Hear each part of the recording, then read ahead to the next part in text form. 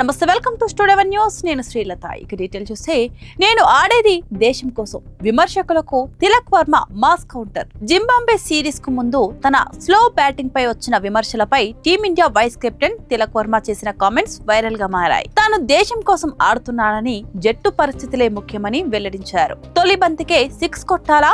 Slow batting trolls పై Tilak Varma fire. July 23 నుంచి Bharat Zimbabwe మధ్య 3 మ్యాచ్లు టీ20 సిరీస్ ప్రారంభం కానుంది. ఈ ముఖ్యమైన సిరీస్ మొదలయ్యే ముందు team india vice captain Tilak Varma తన స్లో బ్యాటింగ్ పై వస్తున్న విమర్శలపై ఘాటుగా స్పందించారు. ఐర్లాండ్, ఇంగ్లాండ్ పర్యటనలో తన బ్యాటింగ్ శైలి నెమ్మదిగా ఉండటానికి గల అసలు కారణాలను ఆయన స్పష్టం చేశారు. క్రీజులోకి రాగానే తొలి బంతి నుంచే సిక్సర్లు కొట్టడం సాధ్యం కాదని చెప్పారు.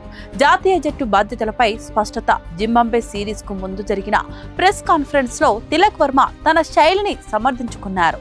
ఈ గేమ్ లో వేర్వేరు స్థానాల్లో బ్యాటింగ్ చేయాల్సి ఉంటుంది.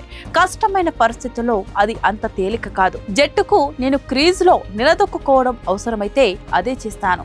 ఒకవేళ మొదటి నుంచే అటాకింగ్ ఆడాలని మేనేజ్మెంట్ కోరితే దానికి కూడా సిద్ధంగా ఉంటాను అని అన్నారు. ప్రతికూల పరిస్థితుల్లో వ్యూహాత్మక ఆట.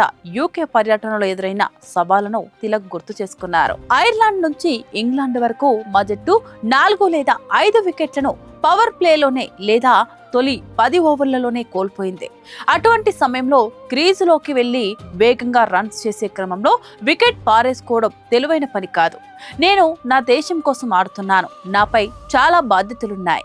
వైస్ కెప్టెన్ గా ఉన్నప్పుడు జట్టు పరిస్థితిని బట్టి ఆడాలి అని వివరించారు. జింబాబ్వే సిరీస్ పై ధీమా. జింబాబ్వే సిరీస్ పట్ల తిలక్ వర్మ చాలా పాజిటివ్ గా ఉన్నారు. ఈ యూకే పర్యటనలో తిలక్ వర్మ మొత్తం 7 మ్యాచ్లు ఆడి 178 రన్స్ చేశాడు. ఇందులో 2 హాఫ్ సెంచరీలున్నాయి. బెల్ఫాస్ట్ లో ఐర్లాండ్ పై చేసిన 55 రన్స్ ఆయన అత్యధిక స్కోర్. గత పర్యటన నుంచి మేము చాలా విషయాలు నేర్చుకున్నాం. ఇప్పుడు మా బేసిక్స్ మీద దృష్టి పెట్టి ముందుకు వెళ్తున్నాం. టీంలో అందరూ డొమెస్టిక్ సిరీస్ క్రికెట్ బాగా ఆడారు కాబట్టి పెద్ద స్టేజ్లపై రాణించడానికి రెడీగా ఉన్నారు అని తిలక్ వర్మ ధీమా వ్యక్తం చేశారు.